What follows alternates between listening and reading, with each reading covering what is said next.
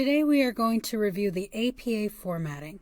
The APA format was originally created by the American Psychological Association, but it is used in far more courses than just psych. If you have an instructor that has requested that you write a paper that conforms to the APA style, there will be some adjustments that you will need to make. First, some of the basics. An APA paper should be double-spaced throughout. Technically, there isn't a specific font you must use. It must just be legible. However, I would not stray from the ones listed here. If your professor insists on a specific font, go with that one.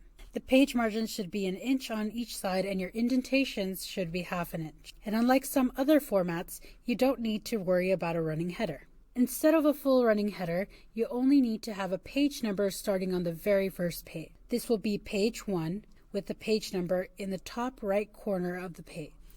That first page is going to be your title page, and there is a specific way your professor wants it spaced out. Start by hitting the Enter key 3 to 4 times to make some room between the top of the page and the first line of your title. The title of your paper should be bold. 2 lines below your title, you will put your name. Then, you will list the name of your school, course, instructor, and due date. After your title page, the next page will be your abstract. The abstract is a brief summary of your paper. It shouldn't be long, less than 250 words on average. The word abstract will be in bold type and centered on the first line of the page. Unlike most paragraphs, you will not indent the first word of your abstract. At the bottom of your abstract page, you will indent and write keywords, then a colon, then write out your keywords. These keywords will let people know about the most important aspects of your paper. Also, if you ever publish them, it will help search engines decide how to categorize your paper. A completed abstract page will look similar to this. On the main body of your paper, first repeat the title and make it centered and bold. Indent the first line of your introduction and get typing. From here, your paper will be organized into levels.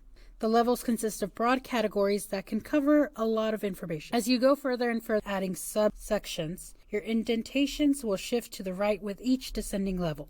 As you can see, the level 3 entry is further indented than the level 2 entry. As you type up your paper, you will eventually need to cite one of the sources that you have read.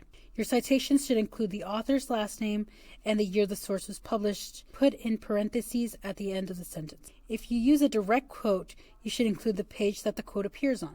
Sometimes your source may not have an identifiable author, then you will need to use the name of the organization that put out the material, such as Odessa College, for instance. When your quote is 40 words or more, it needs to be formatted as a block quote. When you set out a block quote, you won't use quotation marks even for a direct quote. Instead, you will set the quote on its own lines with the indentation to identify where it begins. A block quote should look like this. References are incredibly important. They show everyone reading your paper exactly where you got your information so they can double check your findings or look at your references for further reading on the subject. Just like your other titles, the word references needs to be centered and in bold type. You have to include every source you use to write your paper, even if you just paraphrase the information and never quoted it directly. All your sources should be alphabetized, double-spaced, and should feature a hanging indent. Instead of indenting the first line, you will indent all of the lines after the first, so the page citation will look like it has a little handle. When you type them all up together, they should look something like this. Different types of sources need to be cited with different techniques. Books are cited one way, YouTube videos another. The citation styles can be very specific, so make sure that you are reading the correct citation method for the source you are using.